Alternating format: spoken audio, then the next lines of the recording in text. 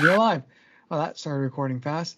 Hello, everyone. This is Ninja DC joining again for another React podcast, and actually another React one because Helluva Boss decided to spoil us recently. So join me again is random Skype order Carlos. Hello, this has been the Gunmetal Gator here. Arm assailing, willing and ready for all of your card playing needs.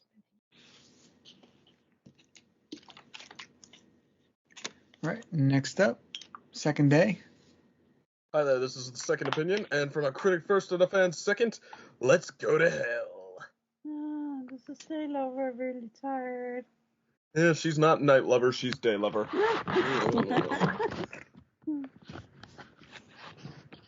And next up, Jenn. I may be first, and I'm definitely last, all because I'm late. I swear I'd be late to my own funeral, but I am first, and always.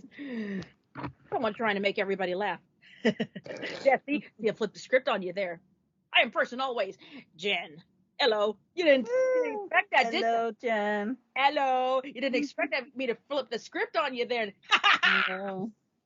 Well, I mean, we exist in the virtual world in all these pony forms, so now we're hanging upside down, reacting to this. Thanks, Jenn. Sorry. Sorry, I had an important call to take first. Mm-hmm. Understandable. The important phone calls. Gotta love them. And I've actually had those, disrupt my whole work day and make me go home early, so... Oh, shit. Yeah, I know that can be a real... Mm-hmm. I don't know, are we R-rated because we're watching Helluva Boss? Yes. It can be a real bitch sometimes. Yeah. Oh, we're R-rated now. Okay, perfect. Sleep. Yeah, we did R-rated. We used to do R-rated when we were reacting to My Little Pony. Oh, that's right. Those were the days. Those were the days. I Yeah, think it's one sort of of- my...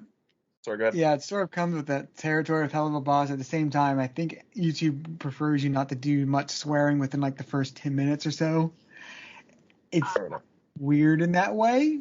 I don't know why, but Wow. I'm not really What can you making say? money off ads off this, so it's like I don't really care. But it's like that's just the weird system YouTube has right now. Mm-hmm.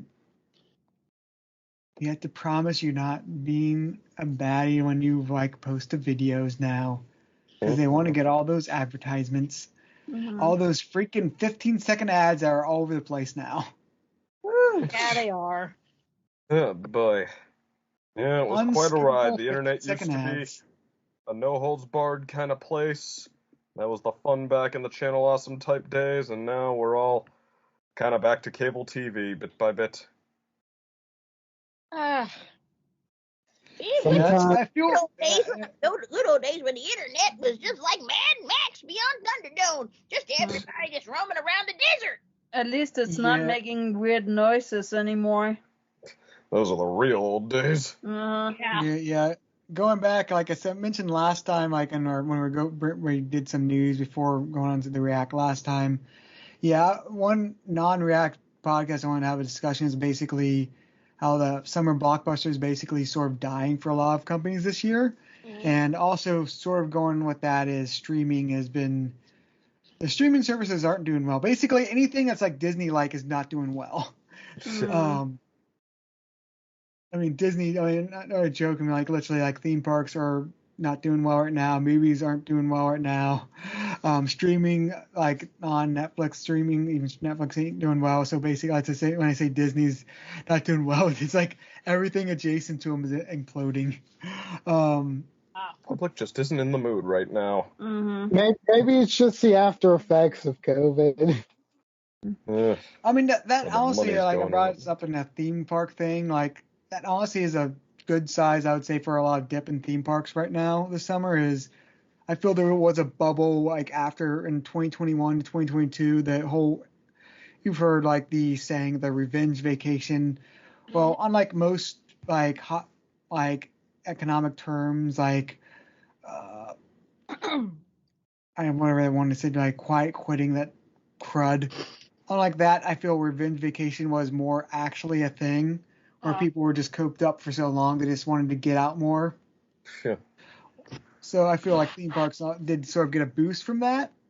But now that basically that bubble is bursting, they're going back more to where they should be when we enter another economic recession. So yeah, there is going to be a bit of a dip. And Yeah, and also like certain like entities are like breathing down their neck to be a certain way. Yeah, as if it wasn't bad enough. What Disney should do is make manga after Disney movies. Put oh, those and then up. speaking of that, like Oh on top of that, there's the writers and now actors strike. Mm-hmm. no. Oh. That's gonna be Everything about it. entertainment is imploding. Yeah, Oh, and then how I made a nice. joke. And then I made a joke about like now Hollywood is forced to go back to begging for anime again. Oh my. Oh my God! It's like, okay, Oh we my need something corrupt still helping us. Get the animators. The black companies will help us. Oh my Like gosh. Black Horse comics. Well, like I said, cartoons have issues. Like, I mean, actually not as bad because like their writers are less connected and it's more illustrated. It's like a weird murky, but still somewhat restricted, especially voice acting. But when it comes to anime and dubbing, Funimation and High Dive basically corner the dubbing market now, and both are located in Texas and are very anti-union, as we've learned with Mob Psycho. Mhm. Stay strong. So, which like people like sort of made a big deal about now, but they're literally laughing at the stock as basically Hollywood implodes, and they have nothing to worry about pretty much. I had this vision of just like of like Disney going to Japan and be like, "Quick, give us your anime. We're desperate. Mhm. We're desperate." And like and then I don't know, in some sort of Japanese with some like translation, there'll be like some translation would be like, "You dare to sully our doorstep." Hey, yeah. Well, we'll see how it works out. I mean, Disney should not be. Hollywood is nothing if not resilient. Disney should never get their hands on anime. They actually do have like they've got a few anime. Like I think one of the bigger animes of the season they got, which is sort of annoying. Oh no. It's like I forget what it's like post-apocalyptic sort of thing. I forget what the name of it weird, but it's like one of the bigger animes of like last season was actually like Disney Plus exclusive for some reason, and so yeah, they're at least looking at. But yeah, it's more of a like I joked about, but like it really, if they really try to hold on the writers and actors strike, we might see anime and it might be a bidding war for anime outside of Funimation and High Dive. Wow. Says guys like you must feed like streaming services. They must feed. So feed the streaming services. Us is going to be the ones that making the animation for Critical Role. Like they're making bank right now. Oh, of course, Critical Role. Some sort of high, it seems. Yeah, and did you know that they have animated series that had going on for season 1 and season 2? Yep. Yeah. The adventures. Like that has been making so much money because they made what's that called? Patreon, or what is that called? They had it on like they had it like on Amazon for so on Amazon Prime, I believe, not Prime. Yeah, I tried to be a part of that, but like in one day it was all sold out, and I'm not even joking. I believe all of it. I believe it. Yeah, that was their first campaign, Adventures of Vox Machina, which I need to see because it looks like it was fun. The campaign was fun to watch, and now I want to see it in anime form. It's gonna be fun. You are not ready. It's so beautiful. I know I'm not ready. I know I'm not ready. I know I'm not. Like I thought I was ready because I've seen a lot of anime, and I was like, oh, this is going to be just like everything else, and I was just like, okay, no, it's not. I saw the preview. I saw the preview of it, and I saw the preview of it and I was like, I cannot wait till I finish this freaking campaign and see how they do it on screen. Mm-hmm. Okay. What were we talking about? We're talking about critical. Just sort of, It's just me we're and talking Jen critical. we nerding did out. introductions and we sort of like covered news stories. Yeah. Sorry. Yeah, we Oh branched. yeah, speaking of Disney, speaking of Disney news going off, like two other things is they might be forced to buy Hulu, the rest of Hulu, against their Oh. will. Which is like I forget how the contract was, but basically I think Spectrum or not Universal's owner is basically I think they had the option to basically force Disney to buy the rest under certain conditions, and Disney now has to buy the rest seemingly. But more importantly, though, like the news I wanted to mention is like apparently Apple might actually be trying to buy Disney again. The rumor popped up again. Oh my God! It's like the Titans are fighting to see who's actually going to be the one in control of the What's multi-million next? Mike conglomerate. Zuckerberg is going to buy Apple. Two men enter. Two corporations enter. Doesn't have quite the same ring to it. This is not. Yeah, with that one, I said like honestly, like that's less of a monopoly issue than like Disney buying Fox. That Disney buying Fox is like one of those things that like it slept through, like it went through the FTC, but like that would have been disputed if it was happening in the current environment, because that was sort of ludicrous that deal was able to happen. Yeah. And Disney proceeded to basically burn up half of Fox for no reason. This is what happens. We lose so much creative avenues for other people. So it becomes Firefox. Oh no, that was bad. But yeah, that's just an interesting rumor I wanted to bring up because that's rumor's been going along. That's rumor's been ongoing for years since basically Steve Jobs, but it's actually gotten very like a lot of economic analysts are saying Apple might just buy Disney. Oh. Mm-hmm. If Apple buys Disney, wow, I have to. What comes next? Will they keep the name Disney, or would the mouse we always thought was eternal finally fall? Will he become the worm inside of the apple? Oh, that's clever. Although, honestly, though, it will become the apple from Snow White. Apple wanting to buy Disney is a pretty far cry from Disney being willing to relent on that one. Like Disney, I don't know, they're having a mild downturn in some ways. They're fending off Ron DeSantis successfully, and a couple of their movies underperformed, not bombed. Oh no, Disney's like. While a couple Disney's didn't. in tens of billions in debt right now because of the pandemic, the Fox deal, that's why I was brought up the Hulu thing is like they might be forced to pay the other companies like 20, 30 extra billion that they have to somehow take on more debt in this terrible debt environment. So that's why they have Apple, a deficit. That's not really the same as like that they're not afloat. I mean, they survived the 80s. They are far from no, like I said, like that's why I keep bringing up the Fox deal. Like that put them.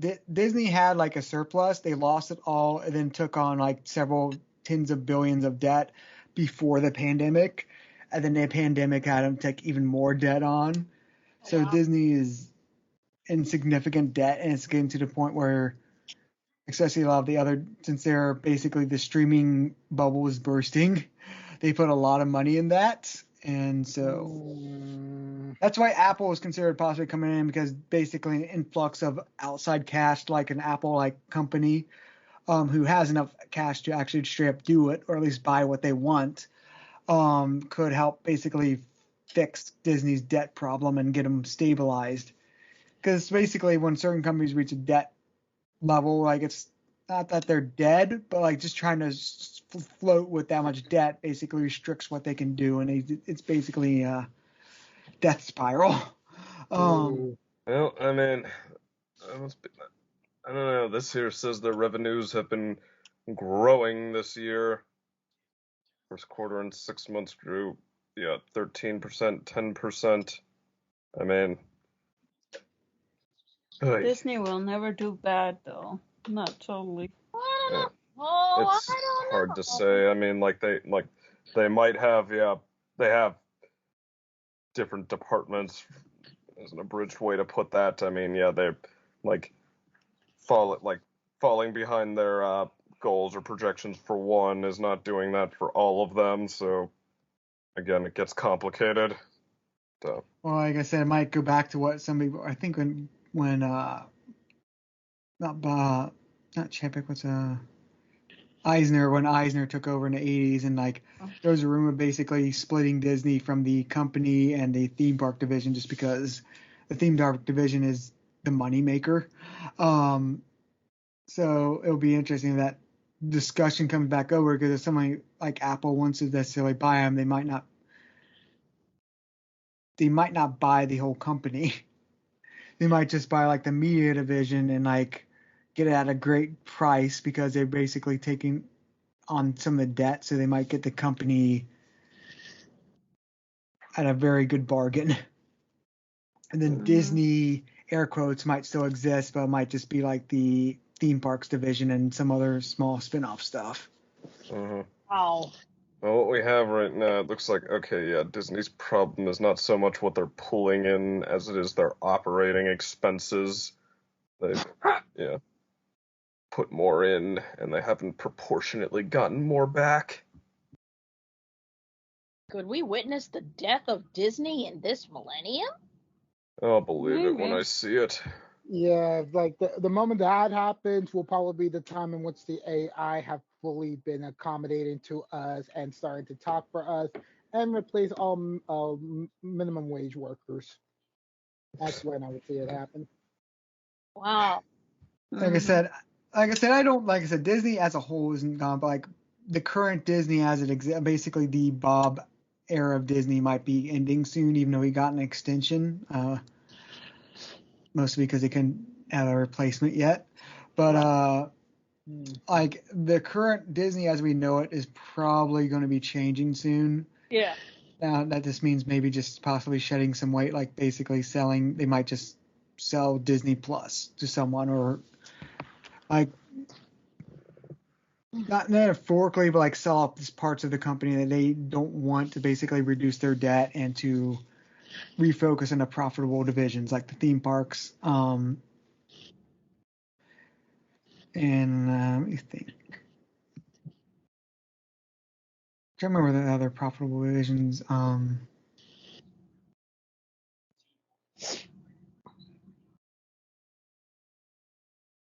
think in general royalties, but like that's sort of I'm trying to remember, that's not really a division. Yeah. Anyway, we're here for Helluva Boss. Yeah. Yeah. That's not Disney yet. Oh God. No. No. Yeah, like Sorry. Leave Britney alone. Leave Helluva Boss alone. Leave. we're watching Helluva Boss. It's evil, but it's not Disney evil. Not Disneyfy Helluva Boss. You will lose people. Actually, have you ever seen the Disney, what's that Disney-fied episode of, what is it, Family Guy? Oh no. So weird. I can't. I can't with Family Guy. I recently got into a conversation like with family over the weekend how much I absolutely detest, despise, and abhor Family Guy. Wow. Okay. Good thing we're here for Helluva Boss then. Wait. Well, then what are your thoughts about American Dad then? Huh? American Dad. Maybe it's not very humor. Actually, it's just a tiny bit. It's a tiny bit tolerable than Family Guy. Just a tiny bit. I mean, to me, I think it's the same formula as Family Guy, just under a different presence. But the bones of it, the bones of it are still kind of there. Can't stand on his own from Family Guy. I don't know. If there's something I could say for American Dad now that Family Guy has, I guess, or last I checked anyway, degenerated into horrible people being horrible people. Yeah. Family Guy or American Dad seems like it's horrible people getting like either corrected, not so much that the formula changes, but like corrected for being horrible people, or at least called out for it. And actual development about it, like the one, like I said, Netflix, like I'm not Netflix. Family Guy, like it's really, if you just from a wide perspective compare like early seasons to like the mid and like the current, like it's just so, it's such a different, like so many characters are just, it's not even like characters are flanderized like that meme, it's just like they're straight up just like different. And it's weird to say, like, after seeing some clips, and the reason why is like, it's weird to say that basically, like, that Glenn Quagmire is sort of the best character on the show now, which is weird. That's when you know you've really gone bad, when the literal sex offender is literally like your best morality. Oh yeah, that's how you know you're kind of on the end there. Yeah, because like if you look at like it's like already known joke that basically all the main Family Guy like Peter's just obnoxious worse, and like Brian's got roasted, justifiably roasted for how bad he's become. Like it's a meme of bad Brian's become. Oh yeah. Meg is just become a straight up. And when he gets roasted, it's from Quagmire, who you think he's like the worst. You think he'd be the worst, but yet he's getting roasted by Quagmire. Yeah, but like all the characters in general, like even like some of the highlighted characters that are supposed to be good, or like what's the one cop's name? Joe Swanson. Joe. Like Joe now is like pathetic, and it's like that's his entire stick with this character. Like he's basically a badass cop. He's just disabled, but he's still a badass cop. Now he's just pathetic. If you see some of these things, it's like, what the hell happened to this show? I don't know. Who knows?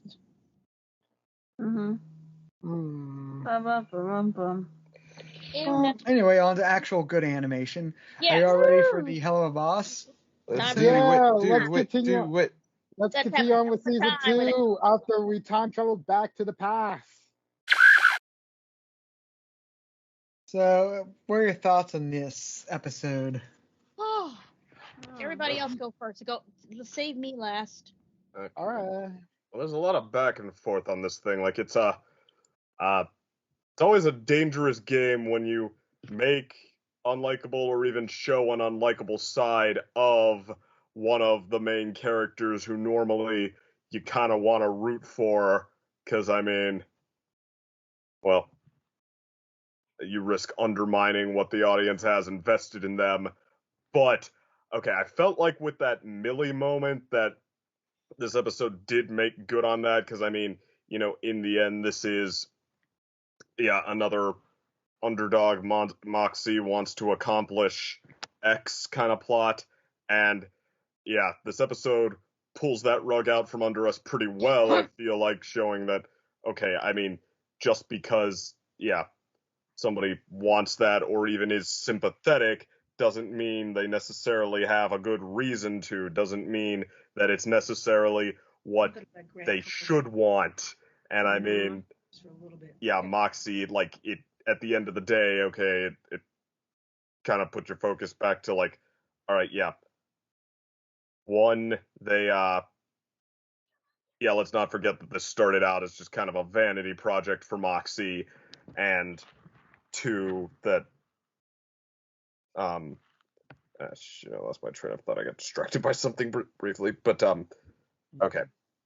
But yeah, point I was on more of a roll than I'm going to be for the rest of this. But yeah, like, sum it up, a bridge that pulls that rug out from under us pretty well, turning it back to okay, how about a little focus on what is important, like the last couple Moxie wants to accomplish X plus. We got, they did a good job showing, like, okay, well, heck, maybe, the triumph he's looking for isn't the one that the 2-bit 80s movies say you should have, where he proves his manliness. Maybe that's a little bit toxic, and and also maybe we're not going to give it to him just because we're kind of an edgy show that likes to laugh and troll a bit. But yeah, in this particular case, it's like, okay, sometimes that's really not what you should want at all. Sometimes there are more important things to focus on. That, like, okay, pretty early on it became clear that Moxie was just like, that this had quickly degenerated into a vanity project for people who didn't like him anyway and I get you. weren't inclined to. So yeah, maybe make sure you're not leaning too much on the people who support you, or who don't mind being supportive, but then find themselves doing it all the time, which parlays into a pretty good moral that it's kind of like what the one WWE star from the 80s said, that like it was the open secret rule. If you didn't mind losing too much, you might just find yourself doing it all the time. And I mean, this show, like, I was wondering, like, actually when people were saying that, like, okay, that's, people want Millie to quote unquote get an episode, but she is kind of the most complete of the bunch. Like, okay, what would hers be about? Like a one-off thing she desires, such and such. And my hat's off to you, Helluva Boss. You found the truism in between the cracks of what our line of sight is inclined to see. That, like, sometimes supportive people, they it's nothing wrong with what they're doing, but I mean, sometimes they are vulnerable to being leaned on a little too much to ingratitude. And so, like, I can say in a year and a half of marriage, both Daylover and I have found ourselves in that spot. I mean, it very seriously does happen. And like, maybe not this serious, but okay. Yeah, well, this serious. I mean, it, like, other than the cartoon theatrics or dramatics, I feel like it was a pretty standard scenario there. But, like, I mean, I like, I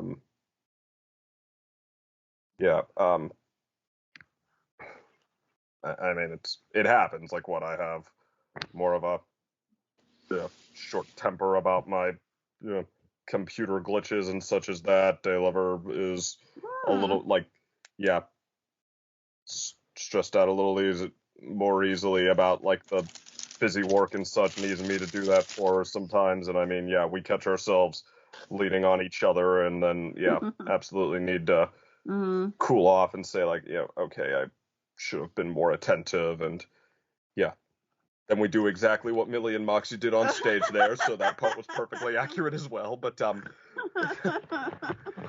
what part am I? All of it. Oh dear.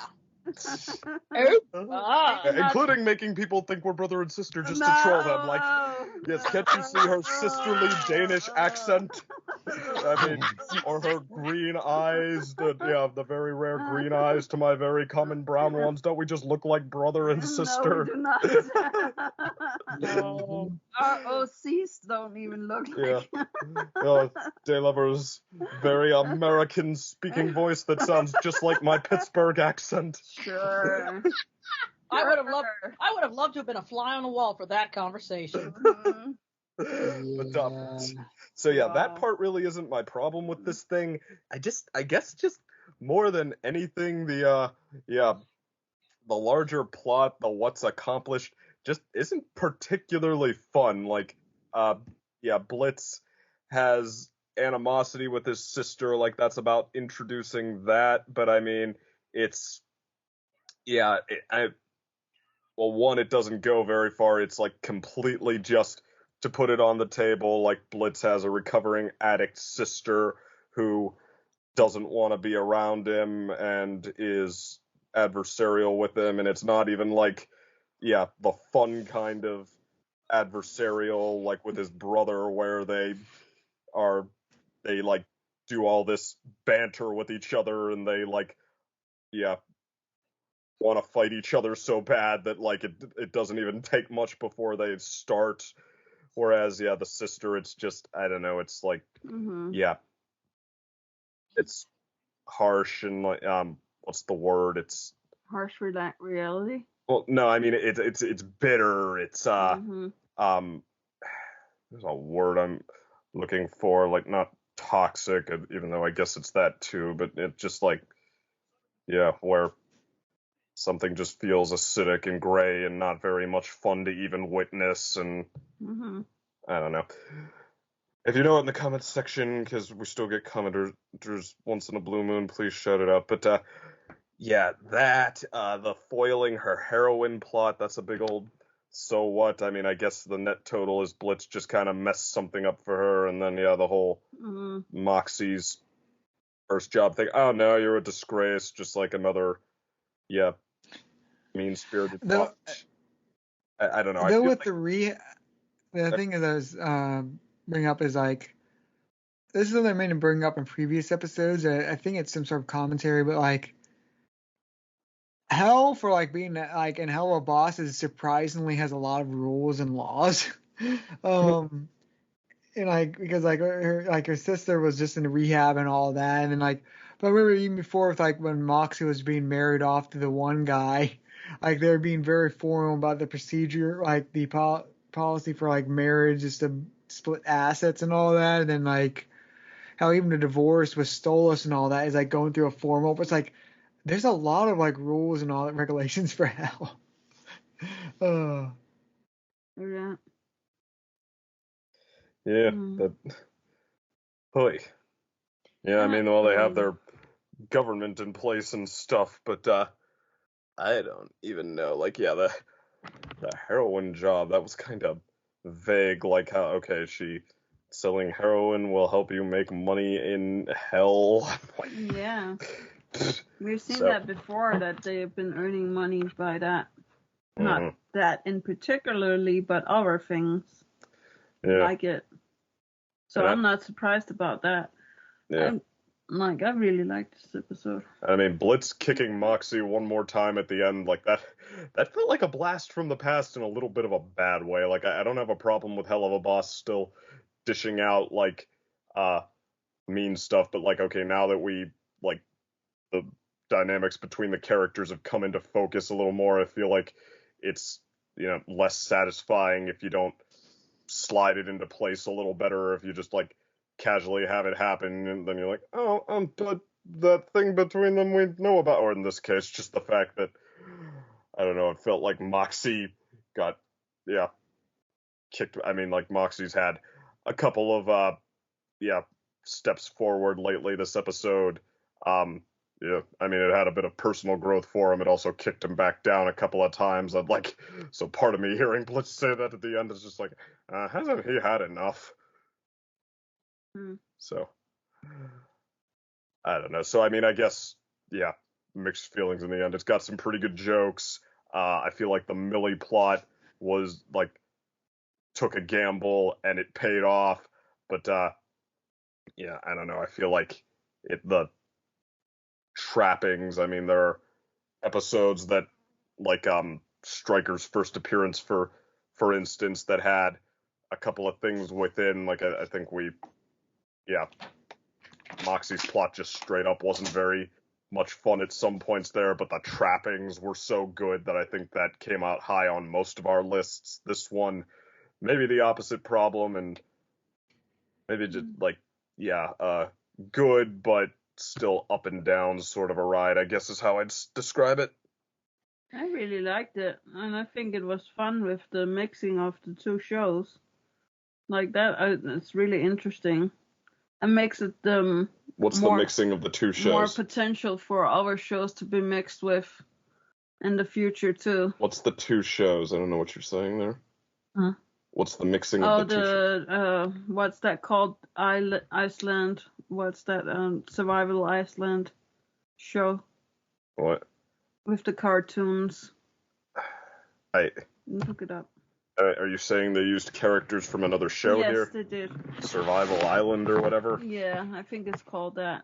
Wait, is that what happened? Yeah. Like, I mean, Daylover has gotten confused about this before, as much as I love her to death. Does anybody confirm or deny that?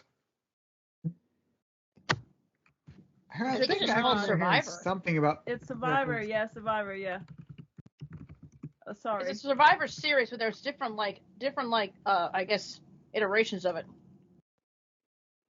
But actually, one thing I wanted to comment is like, yeah, I actually like the human designs were actually very varied this time, and yeah, they're from the island, the Total Drama Island Total or something Drama like that. Island. Yeah. I mean, I sincerely doubt they were able to use copyrighted characters. Maybe it was a shout out to that. They look alike. I'm not saying it's the same characters, but they look alike. Oh, Okay. you're talking about the? I mean, like, it's a camping setting from like northern Canada / like the Americas, like that usually has like the sort of setup of like a campground and such. Mm. It's kind of like the thing with like these sort of backdrops. Oh well, whatever. I might be wrong. I don't know. Mhm. I just thought it was funny that that character with the necklace, I recognize him from the show, and he's being voted off and never seen again. Being Maybe voted I'm Okay, just the watching backgrounds too were much. influenced by Pacific Northwest. Not what I'm thinking. Like, oh, the Pacific Northwest. Okay, so that's not a show. That's just No, that's her just talking about a section of the United States. So, that's definitely not what I'm talking about.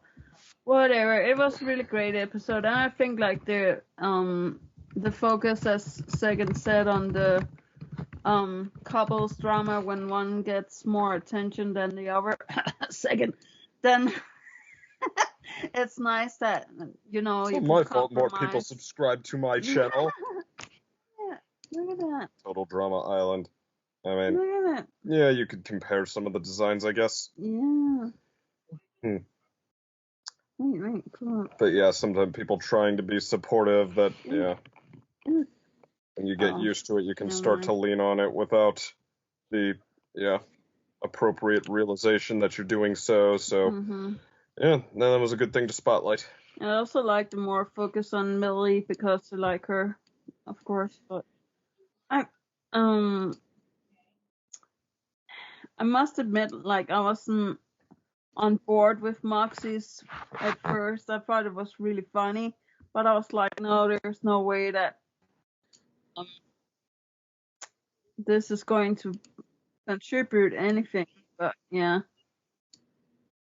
I must admit I was a little surprised about the ending with all of it, especially the sister. I was just like, okay, what's going on here? That's insane. But I like the design of her though. She was interesting. I liked her like accent and her voice. It was distinct. Yeah. It wasn't like Valley Girl, but it was like tomboy Valley Girl-ish sort of thing. I guess I wasn't particularly listening for inflections. Let me see. Because that is an interesting take. Oh, yeah. What is it? I feel like. What does that make me think of? Like a Jersey Shore caricature or something, yeah, or that's just like what I was thinking too. I never wanna see yours.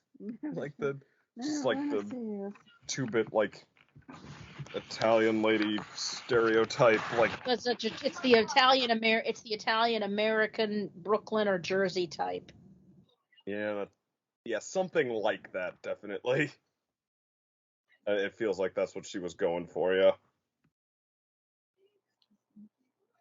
It sounded like they had like a Latino in there, or at least a Latino accent. I mean, I almost wish I knew more about like that part of the population. Well, it's sort of hard to tell just because she didn't really have that many lines in this episode, so we can't really get a distinct, true feel of it. Yeah, and I mean, actually listening to it, it's like, it's not laid on super thick, but you're right, it's there.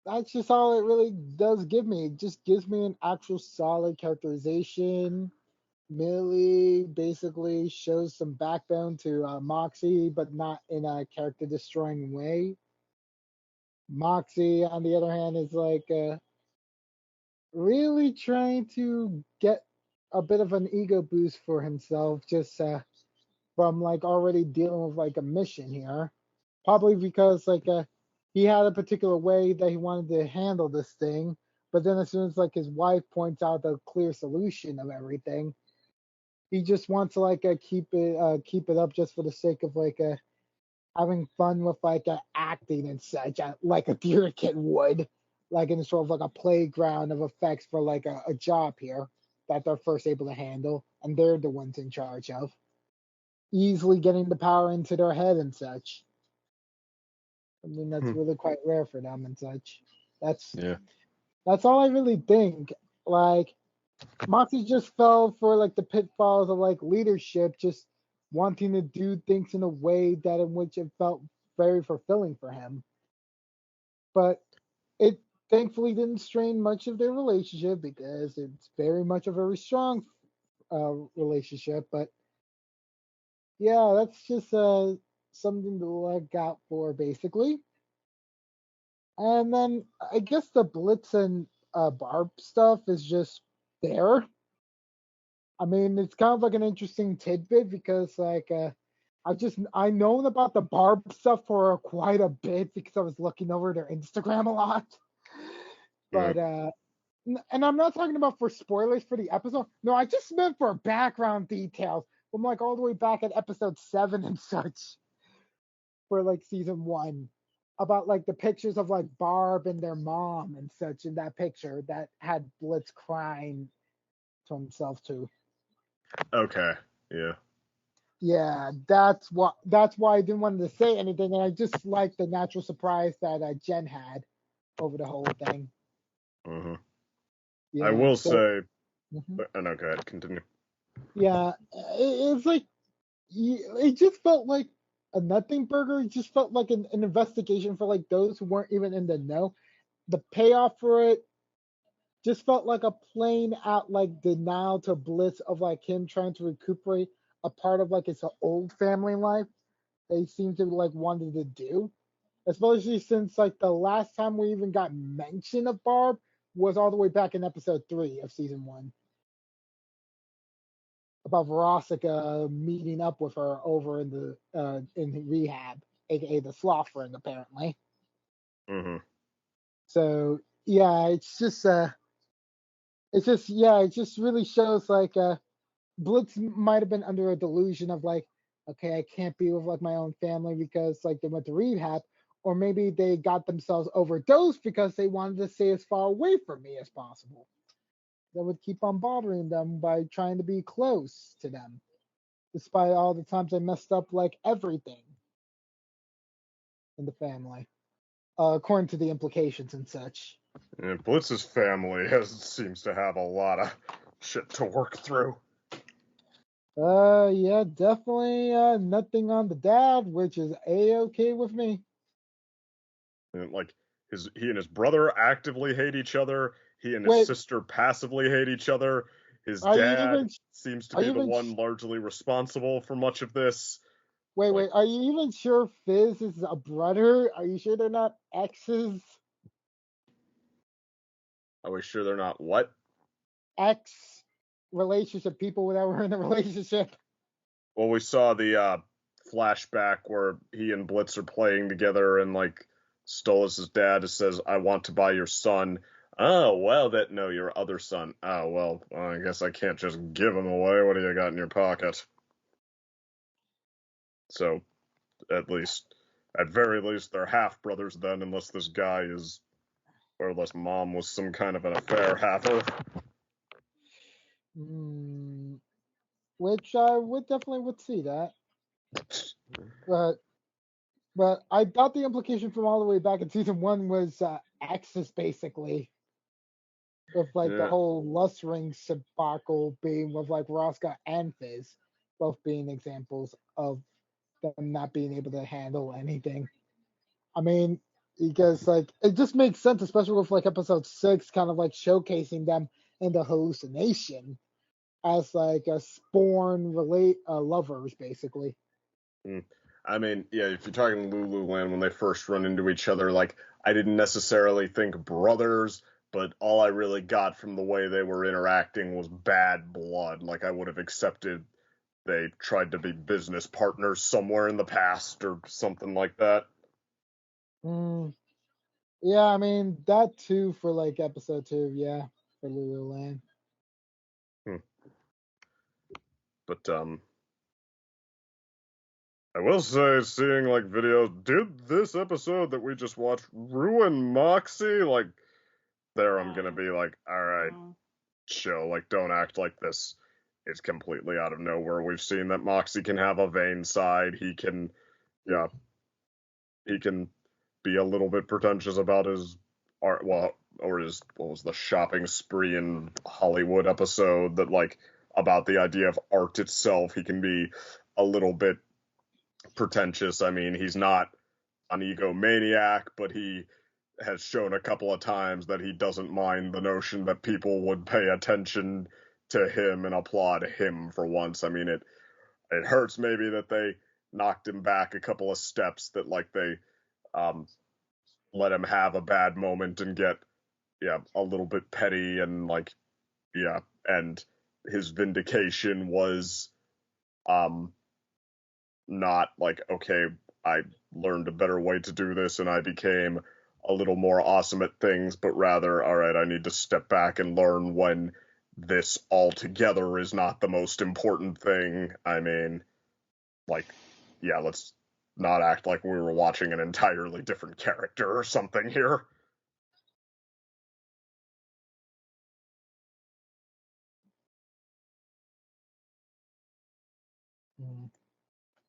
I mean, I don't know. I mean, granted, the internet only speaks in hyperbole because that seems to be what gets attention now, or at least it's been the resort to getting attention for so long that it's, mainly what does now, but it's the norm now. But yeah, I still think that like these all or nothing takes just never seem to be that productive. Yeah. So let's see. Did we get final thoughts from Jenn yet? I thought you'd never ask. DC said everything that I had on my mind. I'm gonna be I may be a little bit more extreme about it, but either way, I'm gonna pretty much. I was like, thank goodness, DC, you feel the same way I did. It's boggling. Moxie was just absolutely dumb. This is actually, for the first time, I think, and this kind of hurts to say, I think I've just found the episode of Helluva Boss that I do not like. Ooh. Right. And you know what? That's impressive. We're only in the second season, and there's like one episode I absolutely just like. This was almost painful to get through. I was like, oh my god, for the first time I was like, this is stupid. Please. Sometimes I'm like, yes, more insanity. But in this case, I was like, stop the insanity. I'm not having a good time here. Now, there's the thing. I love Millie. I'm glad she got her moment. She got her moment and everything, and focusing on her. And yes, there were hijinks and they were funny, but I do not like that they had to throw Moxie under the bus to do it. I don't like that they literally just threw him under the bus and crapped all over him to sell Millie. And really, that does not need to be done unless it's not even for comedy's sake.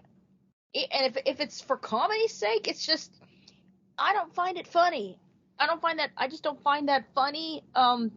Making Moxie as stupid as he is in this.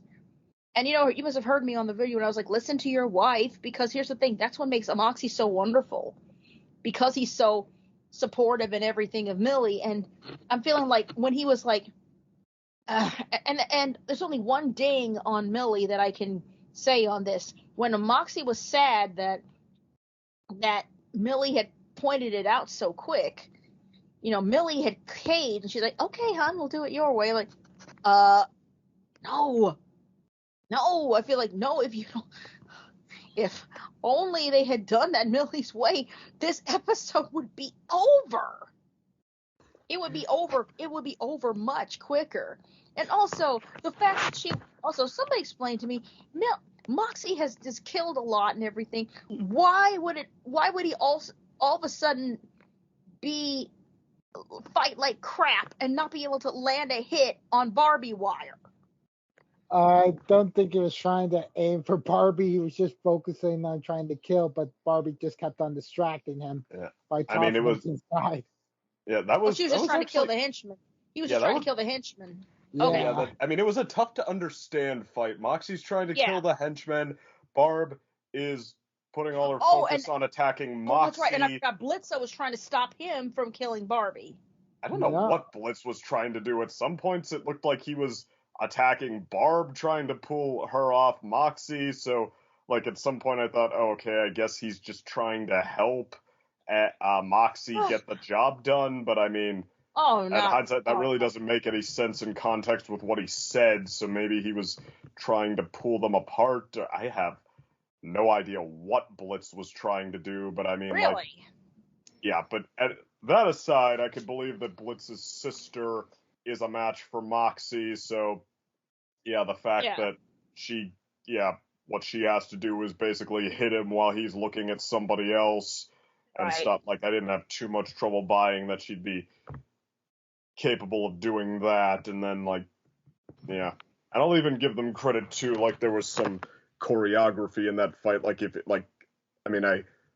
I caught myself wanting to tune out after the note seemed to be, okay, Moxie tries to get the henchman, Barb beats him up, and then Blitz tries to do things, but actually if you pay closer attention, it's a little more complicated than that. Like, Moxie does get some hits in on Barb, even when she, like, even in response to her hitting him from, like, or grabbing him from behind, like, she thinks she's got him again, and then no, actually Moxie has a couple of moves and fights her off for a second, and then Blitz complicates the whole thing even more. So, like, the choreo, like, I didn't feel like anyone was under or overpowered in that fight. It's almost like, I mean, we've had more satisfying fights because, like, I'm not entirely sure even, like, what's happening, if only because they don't really make it clear what Blitz is trying to do there. And then, Millie's firework kills this guy, so it's okay. In the end, it's all about Millie, and in the end, it's supposed to be about Millie and making what makes her happy and everything. And at the end, she just ends up supplying the distraction in order for Blitz and Moxie to try and finish up the job. Yeah, only for her firework to also do the actual finishing of the job. Even when performing, Millie can't help but kill. Yeah. Well, and I mean, granted, I can kind of understand there. Yeah, that I didn't mind. What I would have gone with instead was what I thought it was going to be in the moment, that he gets he throws the heroin in their face, and then I thought he should have accidentally made them all delusional and have them all, including Barb, kill him. Right. That would have been hilarious. I missed it. Did they actually even kill the henchman? Oh yeah, they did. I'm sorry, my bad. Yeah, Millie's firework. Disregard that. Yes, they did. Never mind. My bad. I had a moment there. Sorry. Oh yeah. But yeah, this is actually. I'm wondering if this was for comedy's sake, just for throwing Moxie under the bus for it. I mean, the one thing I thought was hilarious was is how their dynamic is how funny they kind of make fun of, like, kind of gender roles the way they are and such. And I still maintain that was probably the best part of it. That was great for laughs, but yeah, and they might have even gotten in some sly commentary that, like, culture rules for it, like, stereotypical masculinity is meant to be pretty broadly appealing. Like there's a wide net you can cast. Like Millie, she's she's good at stuff. The same skin that's supposedly hideous on Moxie is good on her as a him. Right. And then and typical like generic cultural femininity is meant to be very exclusive. Like there's there's a needle's eye to thread, I guess, in which we've created images that we supposedly find appealing, and there's meanwhile a lot of images that we don't. That like and it's definitely a commentary, and it's definitely a commentary on like teenage norms with like with what Moxie was trying to do and such, and it's a definite kind of like poking fun at it, which I'm always for. Mm-hmm. And it's and it was funny, like they riff and also I'm a pretty curious person. I find Valley Girl accents funny and absolutely grating at the same time. Yeah, I don't know. Like that's a lot of like I don't know. Like I guess how femininity has evolved. Like 90s and 2000s femininity, it was like okay, if you want to be every man's hero, it's like throw more masculinity into it, be more tomboyish and stuff, which granted I think is awesome. I mean, I'm married to a huge tomboy, but it's like I don't know. Now I guess we're trying to broaden that and stuff like the sweetness that's typically associated with femininity, the accepting qualities. I guess they're starting to get a little bit more of a push, but because everything's a cultural war these days, we're also seeing a pushback to that. Like why can't masculinity just be man? Why can't men just be man and women just be women? Yeah, very that. So I guess I'll give them points for that one too. The commentary that was just the right amount of like commentary that's not so much commentary as it is let's sit back and have fun watching what would happen if it were such and such. Right. But other than that, there were some funny moments in this, but the first time seeing they managed to somehow salvage it at the end, at the end of it, so that's good. But that was a last minute save. But as for I think the first time, this is a Helluva Boss episode that I do not like. Okay, so, well, join the club. Yeah, DC has his one that he doesn't like from the episode 5 of the first season. I don't like 4 of the first season. Gator, I think, came around to the one he didn't like, so he's not in that club anymore. Well, even if another episode helps sell him on that, but yeah. And then, Day, do you have any episodes of the Helluva Boss you don't like? I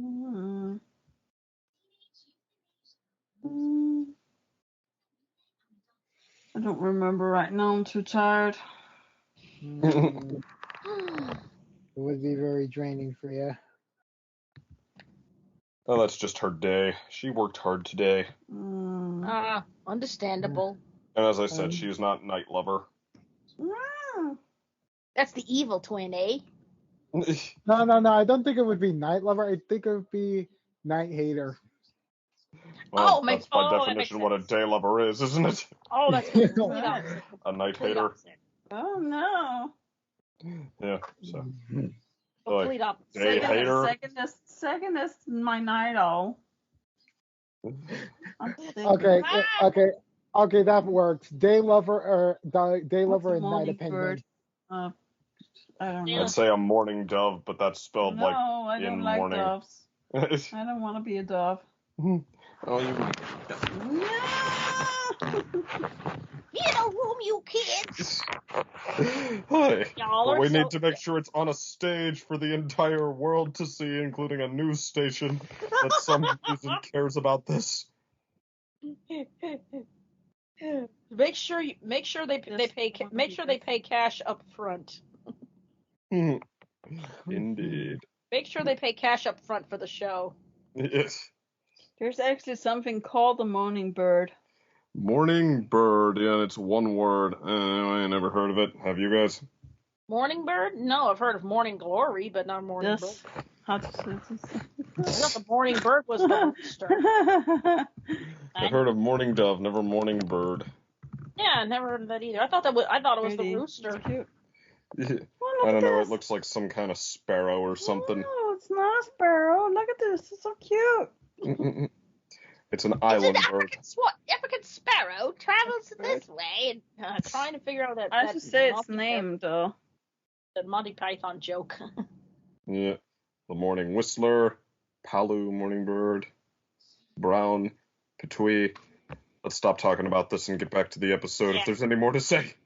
I don't think there's anything else to say. I think that's like the weak point of this episode. It just brings up a few things, and that's really it. It's not really anything to ruminate. Yeah. But that's just really the thing. It's the simplistic charm of the early days of Helluva Boss. Just trying to, but also adding in a bit of continuity spices in there. Kind of owl.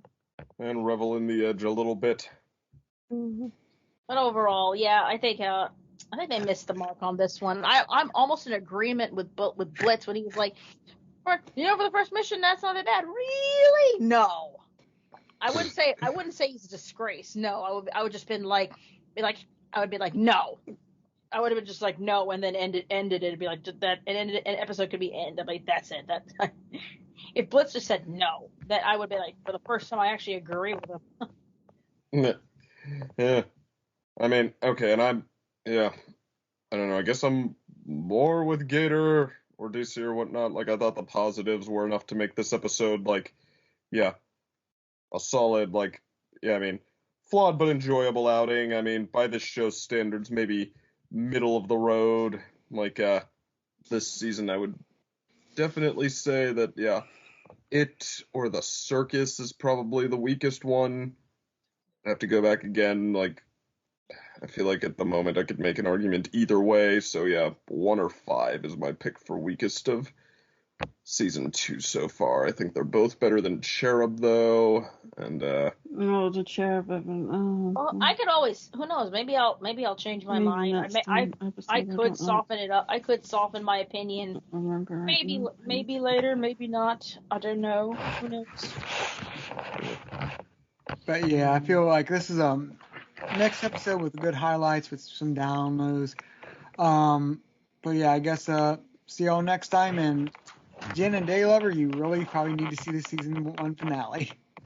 What? Oh God. Did we miss it?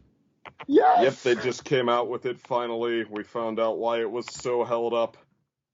What happened to Blitz after he went home and broke down in tears from Aussies. Oh.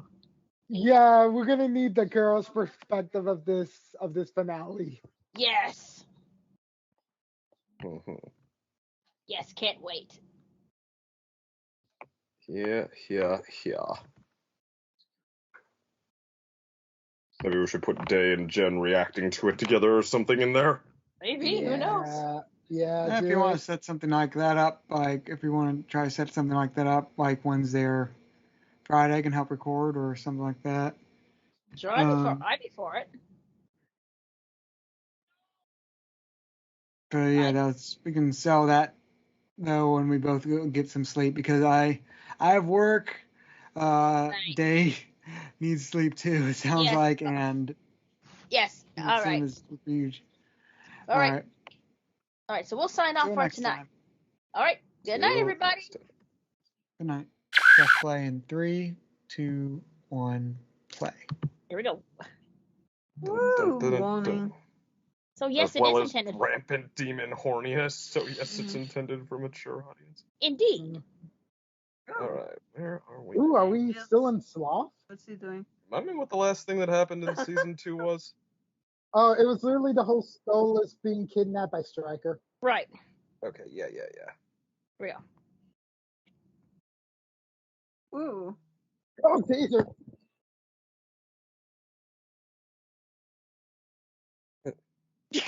Oh! He wasn't kidding.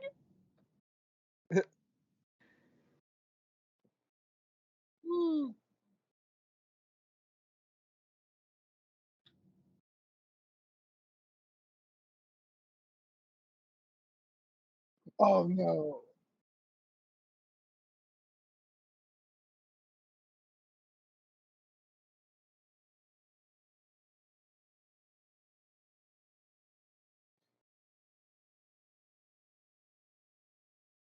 Oh. Okay. Mm. Oh man. Ooh, another lava Oh, lamp. show Oh, crossover.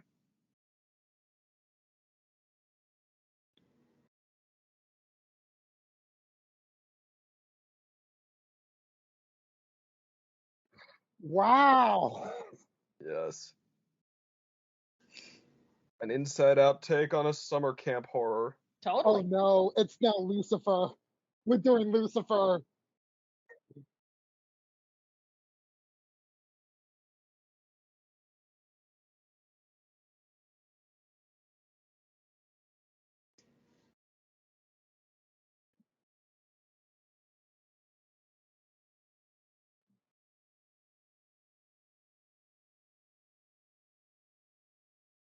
Well, before he finished that sentence. Moxie's in charge.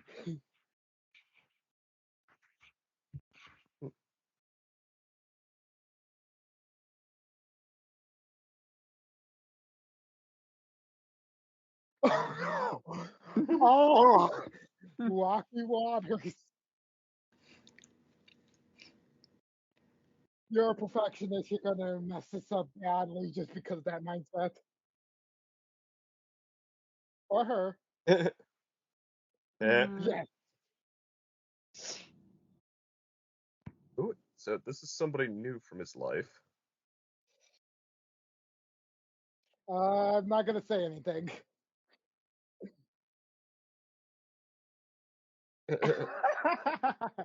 Wow. Hilarious. I mean, Mox probably is a better, more rational thinker. Yeah. He just needs somebody to make him less Moxie. Oh no, Oh, he's yes, being Billy. kid. Quick, bully him so that he has low self-esteem. Haha, that's not a meme reference. Wow. Yeah. Mm. Why is he taking the girl part?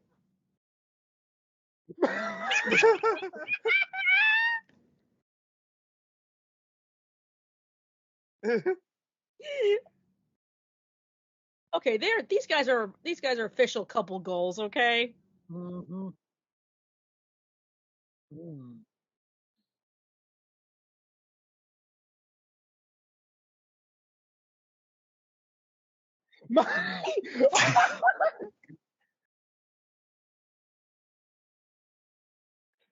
Listen to your wife.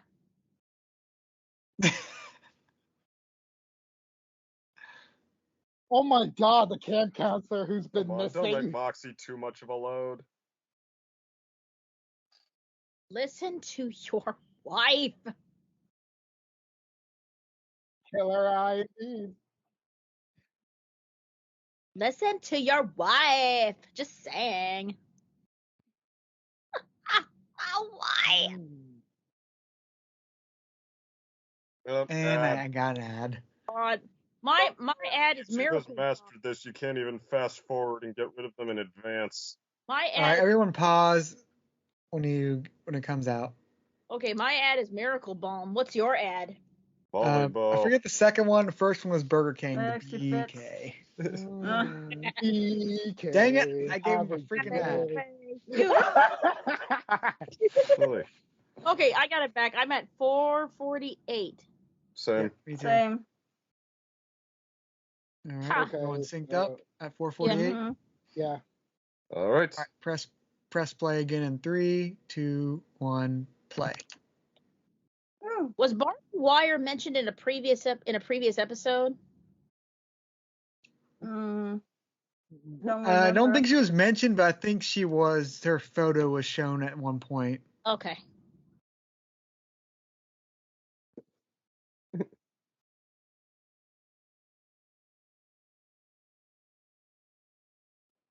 Oh,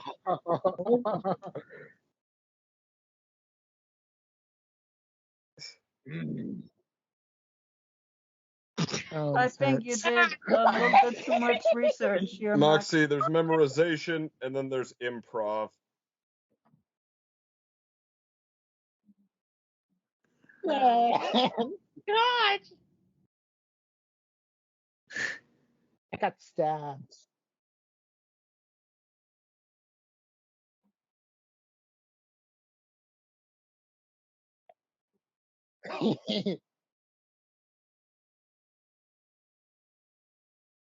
And now you're.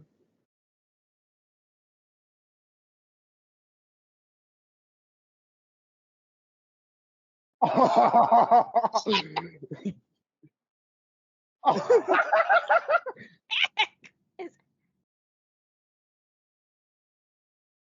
is hilarious. Yeah, Mills is gonna give them by panic as soon as they realize it's a girl. This episode is so playing with gender norms, and I love it. Yup, Love supposing that Love it, and I hate it at the Amazing. same time. oh my god! You gave them yup, supposing Oh, take that, child. Kids shouldn't go to summer camp. The 2-bit toxicity of teen years. Do not miss it.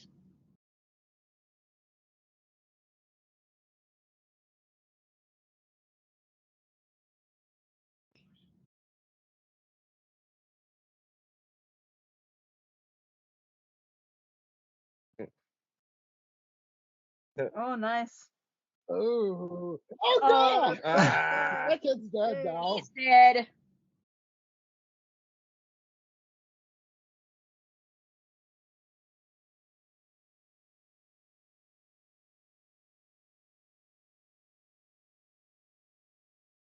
Aw. Oh god!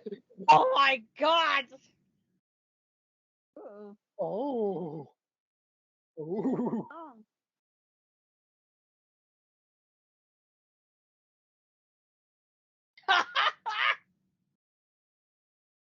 This is camp.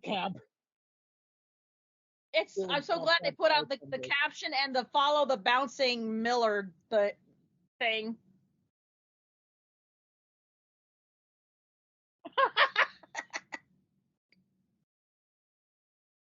This be that Millie episode the fans have been screaming for? Maybe. Oh.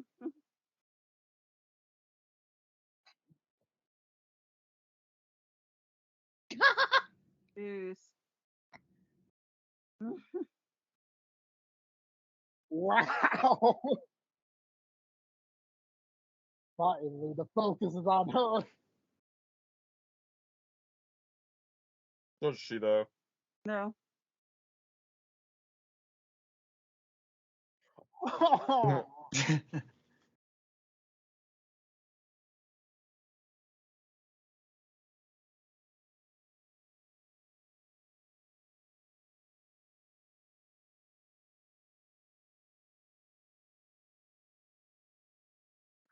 Ooh.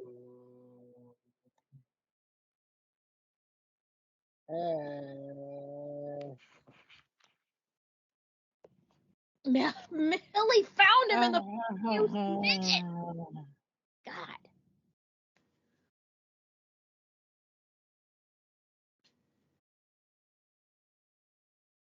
Mm-hmm.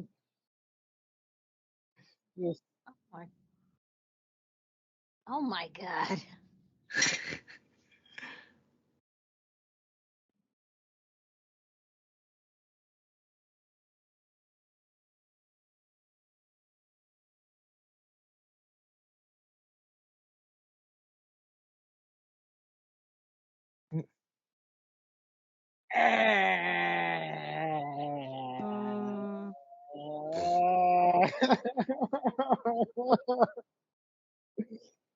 It's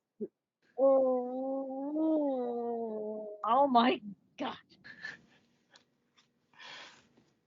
oh god. Jeez. Can we get like Okay. one Ooh, episode the where Moxie dentist. is God. actually a badass and not just something to feel sympathy? I don't feel empathy right now. It's always a dangerous game, yeah, making one of the main And the characters subtitles. unlikable. These subtitles! My God! Yes! That's joke. Oh, God. Oh my God! I can't believe what I'm seeing here.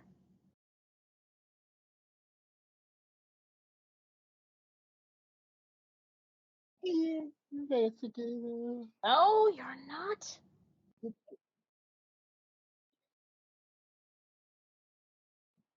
I, I can't believe what I'm seeing here.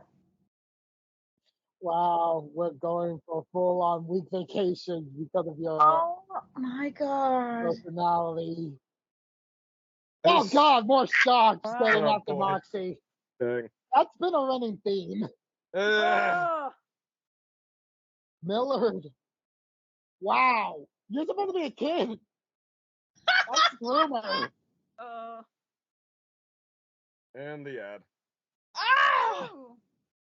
Ad. Freaking Claire's. Freaking Claire's. We have an That's ad. the ad you got? Yeah, I got Claire's. Meg 2, which looks like it might finally be that big budget version of Mega Shark versus Giant Octopus. Oh my God! Brilliant. Okay, I'm at 11:33. Same. Hold on, let me get to 11:33. Wait, you had an ad? Yeah, Yeah. it was Claire's I this didn't time. for once, Meg which too. concerns me. All right, I'm going back. All right, Imagine if you're 11:33, ad. you said? Yeah, that's what they All said. right. All right, I paused it there and got reset, which concerns me because that means I'm probably going to have another ad just randomly pop up. Probably. All right, everyone ready to start again? Ready? Mhm. All right, press play in 3, 2, 1, play. Yep.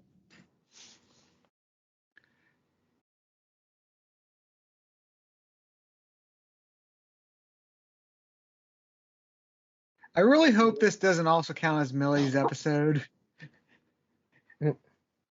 Mm.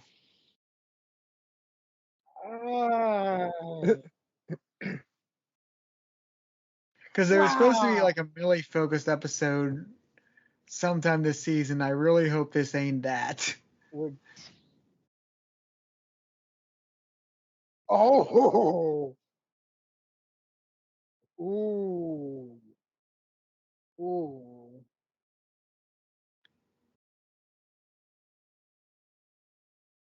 Ooh. Ah, Yeah. Yep. Yeah.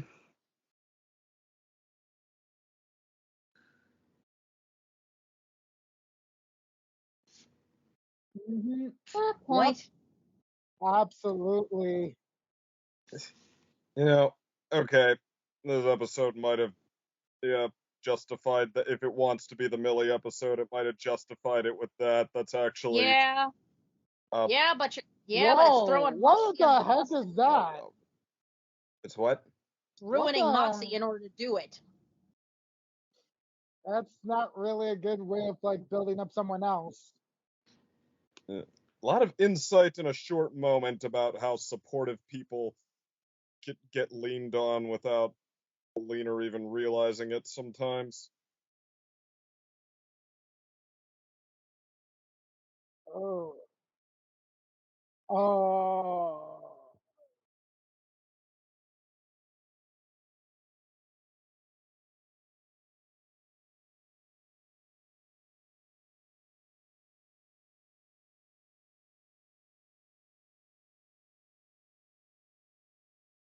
And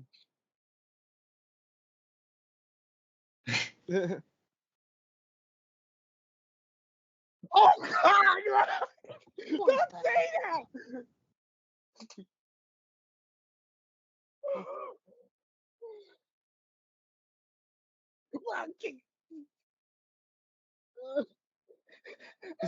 Brother.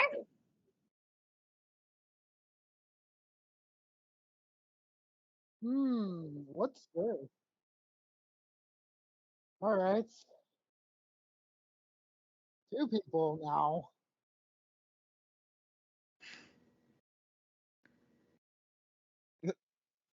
Okay.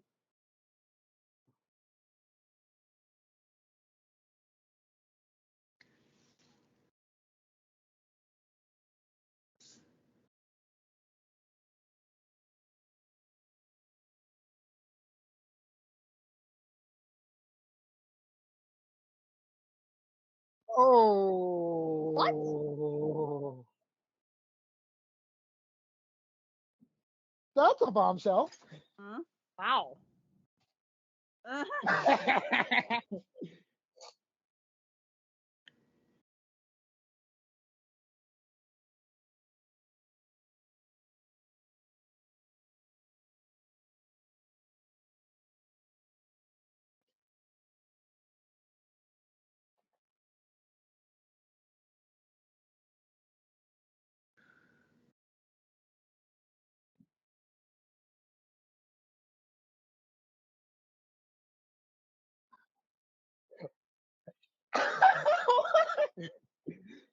Oh.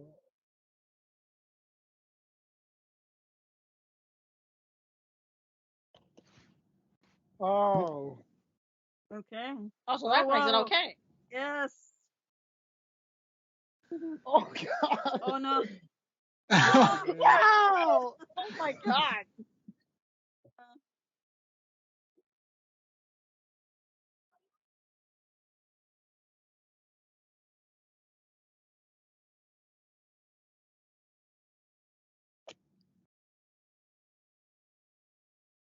Wait, that's a teenager?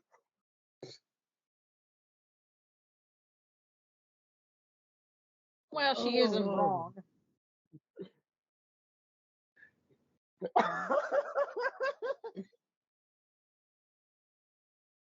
Oh my God. And now I got Oh, an ad.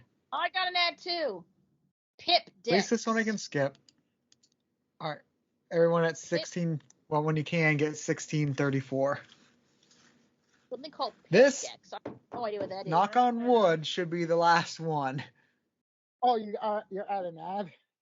Yeah. Yeah. Okay, Got I it. got it We're going to 1634. go back to, 1634. Yeah, got it. Oh wait, are we pausing? Yeah. 6034 because they were at ads. Oh. Okay, more ads. 1630, did you say? 34. 34. Okay. Oh.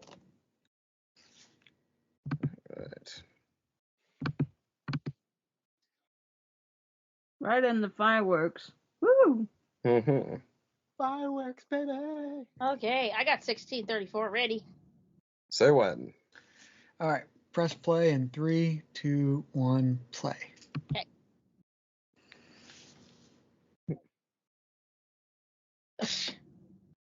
Mhm. Ooh. I guess the one thing about this climax is that what's at stake is Mhm. not what anyone's trying to achieve because they don't have particularly good reasons to want it. It's how this Ooh. works itself out. Oh my gosh, is that Jonathan? Oh, that voice sounds so familiar. Jonathan Young? You thinking that's Yeah, Jonathan Young? that sounds like Jonathan Young. Oh. Even this teenager being a murderer with a confirmed afterlife in this world, that's not really not even a major moral high ground.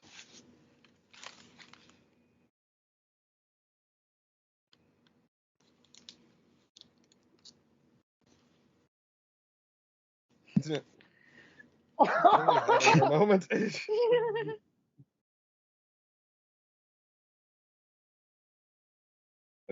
Okay. So yeah, it's not just Moxie doesn't get any hits in. Oh my God. Oh, sword.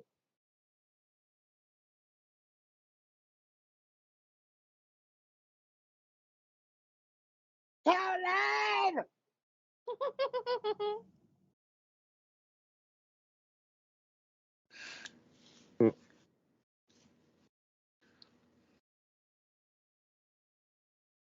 Not even, Oh God! what is Blitz trying to do per se? So they all are after him now. He's dead.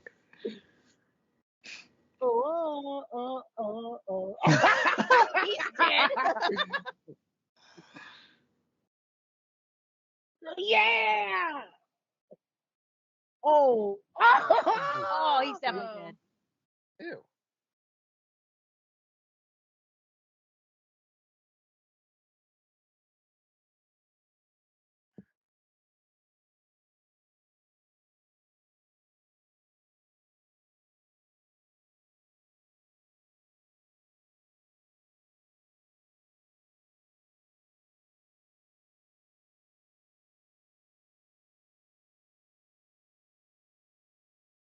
All right.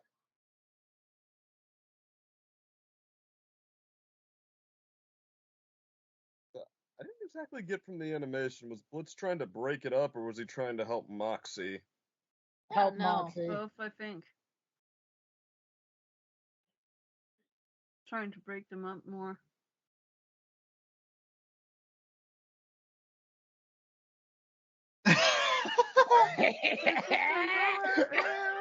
Oh my God. Yeah, you just know that's what everybody's gonna. Mm-hmm. Oh. Oh my. Right on stage. What Okay. the hell? Of course.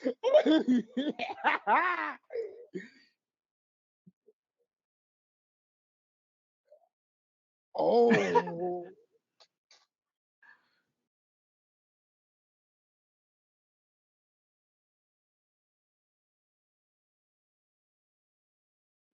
Okay. Or not. Oh my God.